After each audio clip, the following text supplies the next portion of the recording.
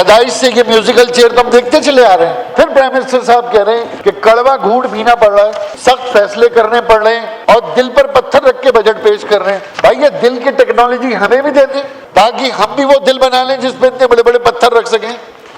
جب میں نے دیکھا کہ جس کے ساتھ لفظ قومی لگا ہوا ہے اس محکمے کا بیڑا ہی غرق ہو گیا. قومی بجٹ فارغ, قومی پھول کسی کو پتہ ہی نہیں, قومی کھیل ہاکی تباہ, قومی ایئر لائن تباہ, قومی اسٹیل مل تباہ, قومی زبان تباہ.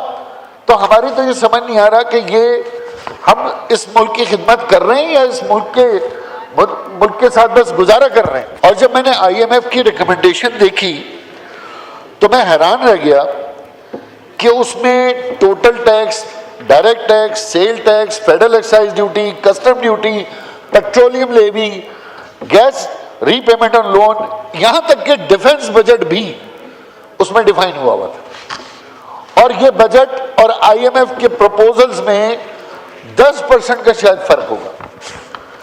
تو میں یہ پریشان ہوں معذرت کے ساتھ کہ اگر یہ پورا کا پورا وہیں سے کاپی پیسٹ آیا تھا تو اس میں اتنی محنت کرنے کی ضرورت کیا تھی؟ یہ ٹیوشن تو مجھے پڑھا دیتے 6 گھنٹے کی, میں پیش کر دیتا.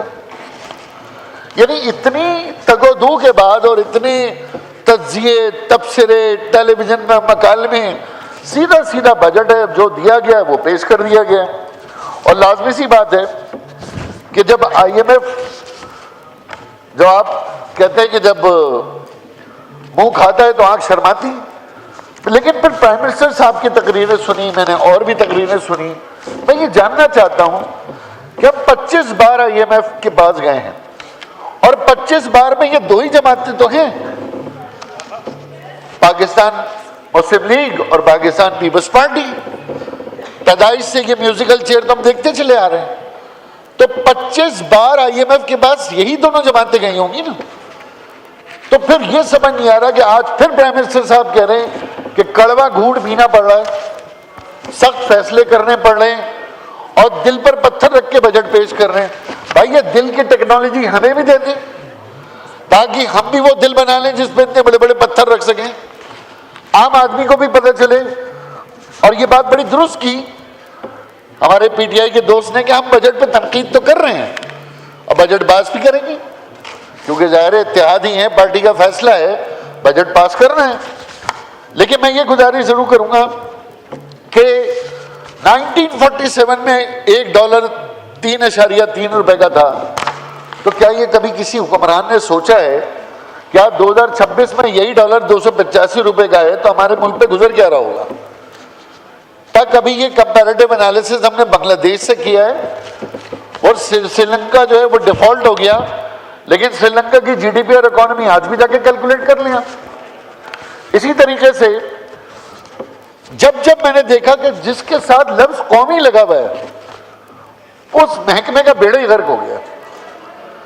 قومی بجٹ فارغ, قومی پھول کسی کو پتہ ہی نہیں, قومی کھیل ہاکی تباہ, قومی ایئر لائن تباہ, قومی اسٹیل مل تباہ, قومی زبان تباہ.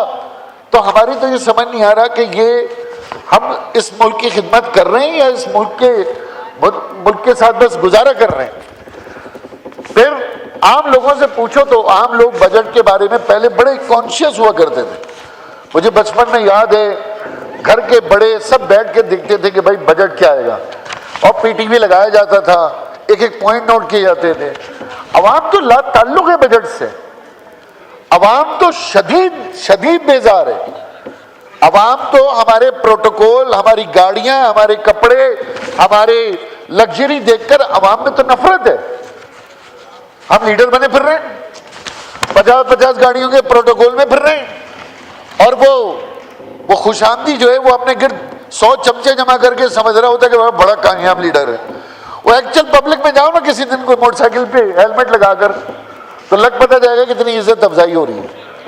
اگر 4-6 جو ادھر ادھر ہوتے نا چمچے, انہیں چھوڑ کر کسی بس میں بیٹھ کے ٹاور سے ادھر نکلے نا کراچی, برابر میں سیٹ کوئی نہیں دیکھا بیٹھنے کے لیے. عوام کا تو یہ برا حال ہے. اور پھر ایک اور اسپیکر صاحب بڑی اہم بات, یہ ملک سے باہر جاتے ہیں, سب جاتے ہیں, آپ بھی جاتے ہیں, میں بھی جاتا ہوں, سب جاتے ہیں. آپ کبھی یہ اکیلے, ہمارے تمام لیڈرز, میں بھی اپنی بھی بات کر رہا ہوں, آپ امریکہ، یورپ، لندن یا عرب ممالک جائیں نا، بغیر چمچے، بغیر پروٹوکول کے، خدا کی قسم آپ سے کوئی ہاتھ ملانے نہیں آتا، آپ سے کوئی تصویر کھنچانے بھی نہیں آتا. لیکن اگر انہی ممالک میں کوئی کھلاڑی چلا جائے، کوئی سنگر چلا جائے، کوئی سیلیبریٹی چلا جائے، تو آپ دیکھیں اس کا کیسا پرتباہ استقبال ہوتا ہے، کیونکہ وہاں کی مہذب معاشرہ یہ جانتا ہے کہ آپ حکمران بن کے کوئی احسان نہیں کر رہے، آپ وزیر بن کے کوئی احسان نہیں کر رہے، آپ اپنے ملک کے خادم ہیں، آپ کو خدمت کے لیے رکھا ہے. میں آئی ایم ایف کی ریکمنڈیشن پہ ایک بات اور کرنا چاہوں گا کہ میرے پاس ایک بڑی عجیب سی چیز اور اسپیکر صاحب آئی ہے، اور وہ یہ کہ اس آئی ایم ایف نے ایک high level summary technical assistant report دی ہے، اور اسپیکر صاحب اس کی جو مین کور فائنڈنگ ہے governance and corruption diagnostic report. یعنی آئی ایم ایف آپ کو پیسے دینے کے بعد نومبر 2025 میں یہ کہہ رہی ہے کہ آپ کے پورے ملک میں گورننس اور کرپشن ڈائگنوسٹک رپورٹ میں یہ ذکر ہے. یہ رپورٹ پتہ نہیں کسی نے پڑھی بھی ہے کہ نہیں، قرضہ تو لے لیا لیکن اس کے بعد دوسری باتیں بھی ان کی کوئی سنی. وہ کہہ رہے ہیں کہ بھی کرپشن ختم کرو اپنے اندر سے. ہمارے یہاں کرپشن کے کنگز کو صدارتی ایوارڈ ملتے ہیں، ہمارے یہاں تو اربوں خربوں روپے کے کرپشن کرنے والے کو بے گناہ قرار دے دیا جاتا ہے کیونکہ جرم ثابت نہیں ہوتا. ہمارے یہاں تو امبار لگا ہوا ہے، 400 روپے، 600 روپے، 1000 روپے بجلی کا بل یا جرمانہ نہ پے کرنے والا اندر ہوتا ہے. اس ملک کے ہزاروں ارب روپے کھا جانے والے کے اوپر کوئی الزام ثابت نہیں ہوتا. تو ایک اور گزارش میری یہ ہے کہ ابھی میں نے یہ دیکھا کہ بڑی یہ تقریریں ہوئی ہیں اور صوبوں کے اوپر بھی بڑی تقریریں ہوئی ہیں. کبھی یہ ڈسٹریبیوشن آف ریسورسز ہے، یہاں بار بار یہ بات ہو رہی ہے، بار بار بات ہو رہی ہے. بھائی این ایف سی پڑھو نا، یہ نیشنل فائنانس کمیشن پڑھو تو صحیح، اس میں پڑھو تو صحیح کہ یہ کس طرح سے ہاریزونٹل اور ورٹیکل ڈسٹریبیوشن ہے. یہاں پر کھڑے ہو کے چاروں صوبوں کے نمائندے دیکھا میں نے، وہ کے پی کے جو ہے نا اوزار، بلوچستان پریشان، سوائے پنجاب کے. سندھ کا تو میں یہاں دیکھ رہا ہوں، ہمارا تو رونا اپنی جگہ ہے ماشاءاللہ. ہمارے سندھ کے حکمران بھی یہاں آ کے رو رہے ہیں، اور ایسے ایسے آنسوؤں سے رو رہے ہیں، اتنے بڑے بڑے آنسوؤں سے رو رہے ہیں کہ میں پریشان ہوں. کہہ رہے جی بچوں کا اسکول میں پانی نہیں ہے، اسپتال میں ٹیکہ نہیں ہے، نرس بھاگ گئی ہے، ڈاکٹر نہیں ہے، میرا وہ سیلاب آ گیا. یار تو پھر یہ 18ویں ترمیم کے سب لوگ خلاف بات کر رہے ہو نا، تو یہ طے ہو گیا نا 18ویں ترمیم نے کچھ نہیں دیا صوبوں کو، تو پھر رول بیک کرو یار 18ویں ترمیم. جب سارا کا سارا وفاق کوئی سنانا ہے، تمہیں یہ کہنا ہے کہ جناب میرے پاس بجلی نہیں ہے، میرے پاس گیس نہیں ہے، میرے پاس پانی نہیں ہے، میرے پاس تعلیم نہیں ہے، میرے پاس صحت نہیں ہے. اچھا گیس کی رائلٹی چاروں صوبوں نے لینی ہے، سندھ کی رائلٹی سب سے زیادہ ہے، نیشنل فائنانس کمیشن میں گیس کی رائلٹی بھی لینی ہے، گیس ڈیولپمنٹ سرچارج بھی لینے ہیں، کے الیکٹرک کے اندر سے 90 ارب روپے کے الیکٹرک سے بھی لینے ہیں، اور رونا گانا پورا ہے. پھر اب جو سندھ کا بجٹ آ رہا ہے، اب میں آپ کو وفاق سے جو شیئر ملا ہے اسپیکر صاحب، 2000 ارب روپے صوبوں کو جا رہا ہے. 2008 میں میرے صوبے کا بجٹ تھا 265 ارب روپے، 265 ارب روپے. اس دور کی بجٹ جنتری اٹھا کے دیکھیں، ایسا لگ رہا تھا 2008 میں پتہ نہیں کیا کوئی جنت کا ٹکڑا بن جائے گا. آج میرے صوبے کا بجٹ نیشنل فائنانس کمیشن 18ویں ترمیم کے بعد 4000 ارب روپے ہونے جا رہا ہے، اور میرے حکمرانوں کا یہاں رونا گانا ہی نہیں ختم ہو رہا. میری تو سمجھ میں نہیں آ رہا کہ صوبائی خود مختاری کے بعد اب کیا چاہیے. 18ویں ترمیم کے بعد تو صوبے ریاست بن چکے ہیں، صوبے تو ایک علیحدہ اسٹیٹ کا کردار ادا کر رہے ہیں. اب نعمان کی بات ہو تو پرائم منسٹر کہتے ہیں جی 18ویں ترمیم ہے.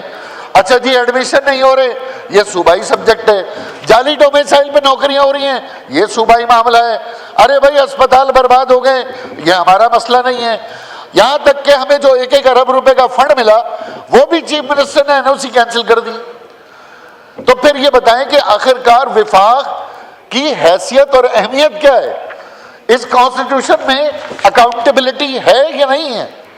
پھر ایک اور امپورٹنٹ بات اس بجٹ کے اوپر، اب میں اس کی کلوزنگ کروں گا تجویز دے کر. سب سے اہم پلر जो इस बजट का है वो है ओवरसीज पाकिस्तानी। आपके पास $30 अरब आता है फॉरेन रेमिटेंस। ये तो अल्लाह का शुक्र हुआ कि ईरान और अमेरिका वॉर में रुक गए, लेकिन अभी दुबई का रवैया हमने देख लिया।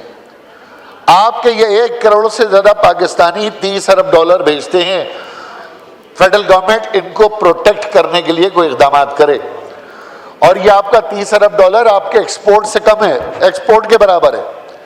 तो ये आपका जो सबसे बड़ा रिलायंस है फॉरेन रेमिटेंस का, वो गल्फ क्राइसिस के बाद अब हमें होशियार हो जाना चाहिए कि जो हमारे अरब ममालिक में, सऊदीया में, दुबई में, कतर में, दोहा में, जहाँ जहाँ लोग हैं, हमें उनको प्रोटेक्ट करना चाहिए और हमें अपना मैन पावर यूरोप की तरफ शिफ्ट करना चाहिए।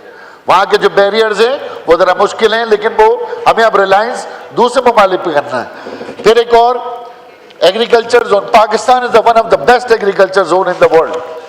अब ये बचपन से सुनते आ रहे हैं जनाब, और अभी मैंने यहाँ भी सुन लिया, एग्रीकल्चर भी 18वीं तरमीम के बाद सूबाई सब्जेक्ट है, लेकिन आप जिस मनसब पे बैठे हैं उसके तबस्सुर से प्राइम मिनिस्टर को 71 सुनानी पड़ गई।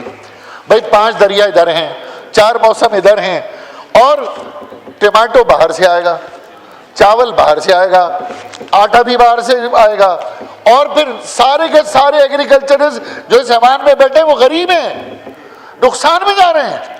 जिसकी 4 शुगर मिली थी वो 16 शुगर मिलों का मालिक है, और 16 की 16 नुकसान में जा रही हैं। राइस मिले थी वो बढ़ गई हैं, सब नुकसान में जा रही हैं। फिर कहते हैं जी हारी हमारा 50% का पार्टनर है। अगर हारी आपका 50% का पार्टनर है तो ये हारी का DHA में आपके घर के बराबर घर क्यों नहीं है? ये हारी $1 लाख देके अफ्रीका शिकार पे क्यों नहीं जाता? ये हारी के बच्चे कॉन्वेंट स्कूल में क्यों नहीं पढ़ते? ये आपका 50% का पार्टनर है। इसका मतलब ये है, एक तो सोने पे सुहागा कि एग्रीकल्चरिस्ट मौजूद हैं, ऊपर से पॉलिटिशियन भी हैं। यानी कि पूरी सिंध के अंदर गरीबों के ऊपर एक कब्जा है।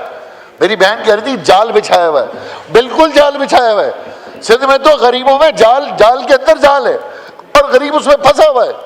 वजीर अमीर से अमीर तर होता चला गया और सिंधी गरीब से गरीब तर होता चला गया। और इसकी एक और मिसाल ये कि बेनजीर इनकम सपोर्ट प्रोग्राम, खुद कह रहे हैं ना 70% बेनजीर इनकम सपोर्ट प्रोग्राम, 800 अरब रुपए। अब यहाँ फेडरल गवर्नमेंट ने 46 अरब रुपए तालीम के रखे हैं, 800 अरब रुपए हमने बेनजीर इनकम सपोर्ट प्रोग्राम के लिए रखे हैं।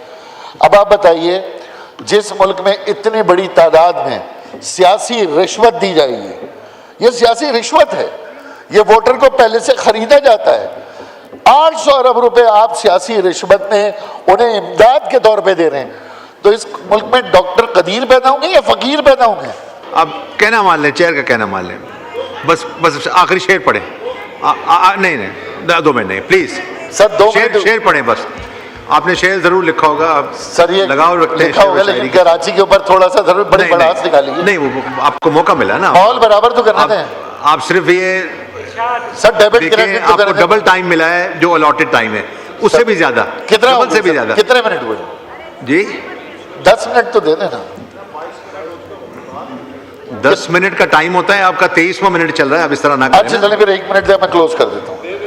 शेर पढ़े प्लीज, फिर मैं बंद कर दूंगा माइक, फिर देखे प्लीज शेर पढ़े। अच्छा शेर पढ़ लूँ? अच्छा सर शेर पढ़ लेता हूँ।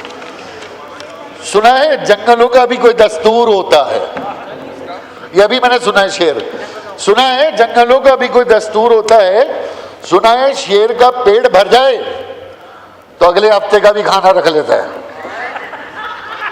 ये नहीं सुना आपने? मेरे नजर पढ़ी है ना, बड़ी सुना है जंगलों का दस्तूर। शेर खत्म करें, बस कर रहा हूं। वो जब भूखा नहीं होता तो हमला नहीं करता।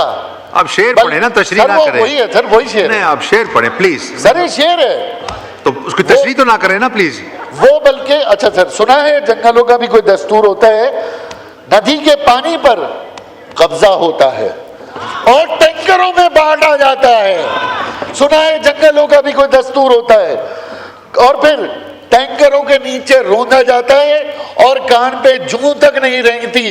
और सुना है जंगलों का भी कोई दस्तूर होता है, क्योंकि वहां जमहूरियत खौफनाक इंतकाम है, इसलिए सुना है जंगलों का भी कोई दस्तूर होता है। तो ये दस्तूर बनाने वाले, उनके ऊपर मेरा ये शेर था। शुक्रिया।